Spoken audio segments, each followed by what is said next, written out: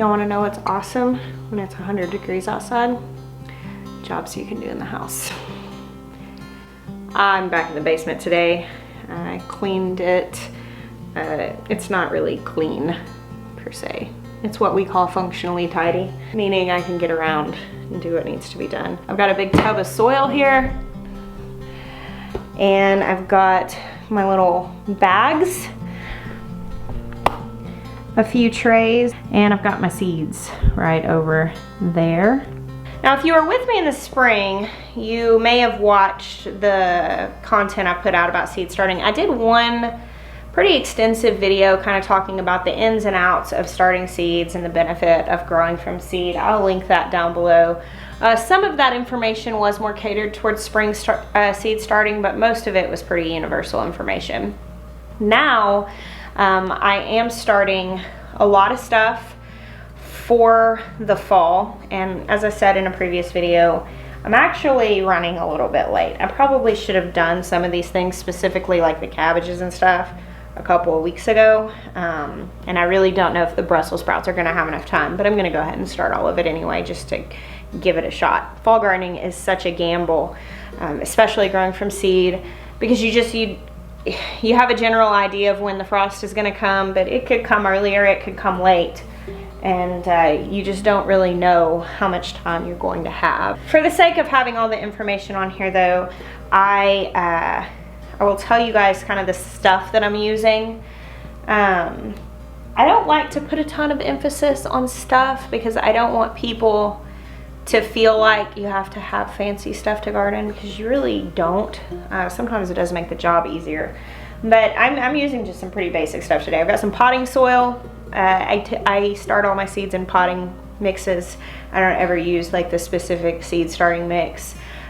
If you end up with a bag of potting mix that has a lot of like big pieces in it, you can always just sift them out, but that's just what I've always used and it's always worked okay. I've got these little bags. These things are super cheap on Amazon. I used them for the first time in the spring, and I liked them pretty good. I had a couple of complaints. One thing that people told me is they had a hard time with theirs drying out. I used mine in the spring in these Bootstrap Farmer trays. These trays do not have drainage. They're just like a heavy duty plastic. And I made sure that I had enough pots in here that they were, you know, closely together, and I'll just water, and they kind of sit in a little bit of water, not a ton. You don't want them sopping wet. And I didn't have any issues with moisture. That was not a problem at all. The issue I had was that they're kind of difficult to fill, and I had a hard time getting them to stand up. But my friends over at Stivers Homestead, Zach and Jen, they figured out a genius little trick, and I'm doing it this year and it's making a huge difference. What they did is they took these little bags and flipped them inside out like this and just kind of cuffed them. And so what you end up with is this tidy little pot that you know, stands up nicely. And I'm liking these a lot better, filling them up this time. I actually decided to start all of my fall seeds in these pots. The one thing that I was kind of holding out on to see how they did in the spring was I wanted to see how the plant grew when they were planted in this. Obviously the benefit of this is that there's no waste. You start them in here and then you plant the whole thing. But I was concerned that maybe it might somehow stunt the plant growth. And so I planted several things directly, flowers, peppers, some tomatoes, and I could not tell a difference after all the plants got established which ones had been started in these pots and which ones hadn't. And that's really what I was holding out to see. The other really great benefit about this, other than them being waste free, which I'm really trying to move away from excess use of plastic on the farm, especially like single-use plastics. If we're using plastics, I really want them to be like reusable. Like these trays, you're gonna get a few good years out of them versus the really flimsy ones. However, with these, they're cheap. It's like $7 for like a couple hundred of them or something like that. I will link them down below. We have an Amazon storefront, for those of you that don't know, and like we have things categorized based on what we use, just recommended products that we use regularly, and you can support our channel by shopping on that storefront or on our affiliate links, and it doesn't cost any more for you if you purchase through those things. So I'm just sitting down here. I'm gonna fill all of these up. And then I'm going to start working on some labels and putting seeds in the soil. I'm gonna need to go get some more trays out of the greenhouse. I thought I had enough because I thought, well, I don't need to start that many of each thing, but then I start putting them in and I'm like, well, maybe I need a little bit more than this, because I really want to fill the whole garden. So I want to make sure I have enough plants.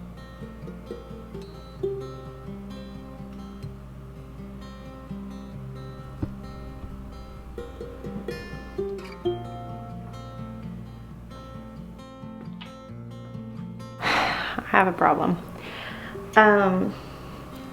Every time I start seeds, I think I'm gonna be reasonable. I'm not gonna start too many plants.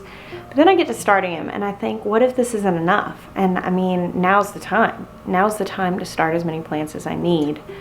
And this is how I ended up getting into the business of selling plant starts in the springs, just by selling my extras, because there were always a lot of extras. But the thing is now, is that like this is the fall garden and these are the green leafy things, and we use a lot of this stuff like kale in the juicer. And so I just started a whole tray of kale that's here. I haven't actually put the seeds in, I just labeled it, and I've got the seeds stacked up here. I'll show this to you in a second. But I'm thinking, like, what if 28 kale plants isn't enough? I mean, that's not a ton for a family our size. And so then I'm like, well, I better do another tray, because I would rather have too much kale than not enough kale. I mean, given the two choices, because too much of anything in the garden, it can go to the animals, or, you know, you can store it in some cases. But like with kale, juicing would go through it, and kale chips and kale and eggs for breakfast, and like 28 plants, I just don't know that that's enough. And I'm trying to think, like we had like 18 plants in the spring, and I wish I had more, but we had a worm issue, which we probably won't have in the fall. So yeah, I don't know. I'm just sitting here starting it, and I thought I'm gonna be really moderate and just do these 3 trays, and no, these 3 trays are not gonna be enough. So I've got all the kale here that I've started. Here is the Celtis. I'm gonna do 8 of each kind of cabbage. I've got a few kinds of cabbage. Over here is 8 of each kind of cauliflower, and then I've got several bok choy, some mustard, some more cabbage down there. I'm really wondering if you ever like garden enough to really get this down to a science. Sometimes I watch people that like really, they seem to just always plant the right amount, or they don't ever wonder, or at least if they do, they don't say it. I never know if I'm doing the right thing. Unless it's with tomatoes, and then they end up getting sick and dying anyway. Okay, so what I did here, and this is like the method that I use, I guess you could say, is I get all of my stuff together here, and then I'll go through my seeds and I go ahead and write the labels out like this. And now in the spring, I do this a little differently. In the spring, I do intentionally start a lot extra because I sell extra plants. I do start things in plastic pots in the spring because with selling extra plants, that's a lot easier to take places. It's a lot easier for the people who are buying them to do the plastic pots. Obviously I'm doing the paper bags here in the fall. And in this spring I mark every single pot. The reason being because I'm going to sell them, and when people take that I need to make sure it has a marker in it, and then I end up planting out of the excess of what I start. In the fall I'm not selling any extra plants, so what I just do here is I just mark the one on the end, and then I know that everyone behind it is the same kind. And if there's a mix-up, it's not that big of a deal. I'll have a record of what I started, and as it grows I can pretty much pin down what it is if for some reason something gets like unmarked. And so what I do is while I'm doing this, kind of just, this streamlines it for me. This is what makes sense for me. When you're dealing with soil and you just use your hands like me, what I do is I'll typically I write everything, I mark them, and as I mark one, I'll just put these in order in a stack. And so actually here, these are marked in order that they're stacked.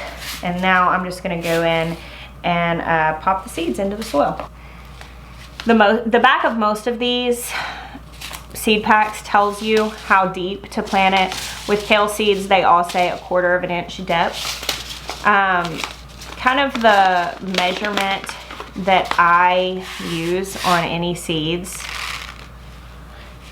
is, of course, kale seeds are really tiny, and so they're telling you 1/4 of an inch, which is just like a really shallow amount of depth. However, what I typically do on any seeds is go twice as deep as the seed is wide. So like for a bean seed that's this wide, you're gonna go that deep. And with these kale seeds, basically the idea is they're not gonna be very deep at all. I'm also going to plant a few seeds per pot and then thin them out later. Sometimes I don't do that, especially like in the spring. I will be a little more stingy, a little more prudent, I guess I should say, with my seeds. However, I'm lots more liberal in the fall because I don't have as much time to re-sow things if they don't germinate well.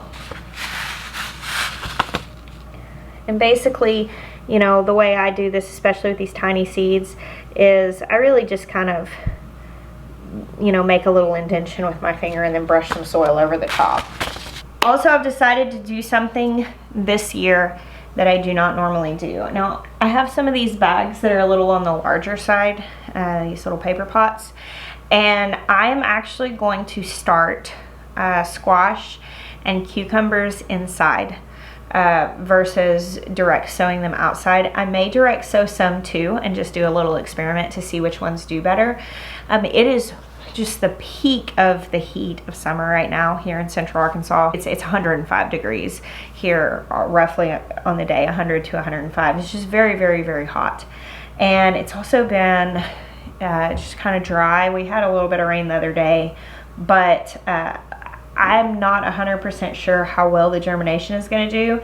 The other thing is, we're still tearing out the garden, and Jeremiah is wanting to go ahead and put in our irrigation. And so I feel like having some of these plants started inside, if I'm going to try to do another run, it might be nice to just give it the next week or two to not have to worry about putting them in the garden. So I'm going to use the bigger pots and start them. Cucumbers and squash don't like to be transplanted. However, my thought is if they're in these pots, maybe they'll be a little more forgiving. We'll find out. It's an experiment, like so many things are in the garden. Okay, so this is all I'm gonna do for today. I actually got these all planted and had to go cook dinner. I was hoping to come back down and maybe put some more down here, but it's bedtime now. So I got all of these. I did one more tray here. These are the bigger ones for the squashes and stuff. Now, these are all sitting on heat mats because my basement's kind of cool. Basically, the ideal germination temp for all of these things is like in the range of 75 to 80 degrees. And the basement stays, even in the heat of summer, like mid 60s. It just doesn't get super warm down here because, you know, it's underground. But those heat mats, they add about 10 or 15 degrees to the temperature. So it should be just right. I'm really excited. What is it about seedlings? It's just such a cool thing to anticipate. So I'll turn the grow lights on here in a couple of days. I watered these very lightly and put a little water down at the bottom for them to soak up. So they're just barely moist. We don't want them sopping wet, especially since some of these seeds were really small. I don't want to water too heavily. So I kind of jokingly played a little song the other day, cleaning the basement with Benjamin on the ukulele. And I had multiple people comment that they didn't know that I sang or did music. Now, I never sang out loud at all until I was like 30-ish, 30, 31. I'm 33 now. And like at all. Like Jeremiah had never heard me sing out loud even. And you know, a few years ago, I really just wanted to worship. And so I began to learn to play a couple instruments. I'm not good in a sense of being like actually very skilled. I'm actually planning, Maya and I are talking about it, and we're actually planning on starting music lessons, us and our kids, and just all of us like really learning instruments well. But I do play a lot. I play music every single day. I sing every single day because I wanted to learn to worship. And so that's what I did. I mean, just very basic. I just know some chords, but I do like to sing songs. I do like to write songs. And really, I just sing them every day in my living room, just me and the Lord. And that's just the purpose of why I learned. Maya bought me a new guitar, which is a really sweet gift. My like starter guitar, Benjamin accidentally put his knee through a little while ago, and so yeah, this just came. But this is a song that I've been writing.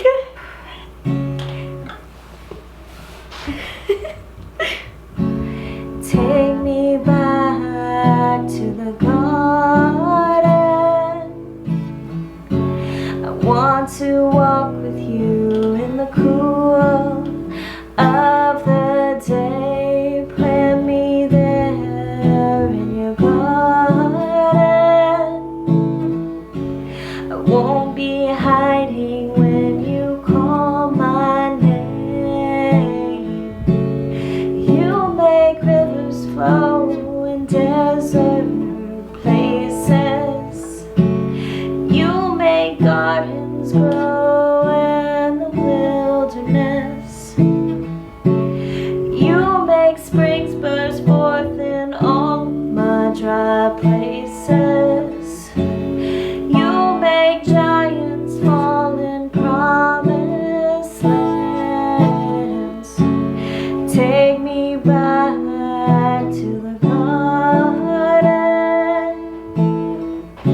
I want to walk with you in the cool of the day. Plant me there in your garden. I won't be hiding when you call my name.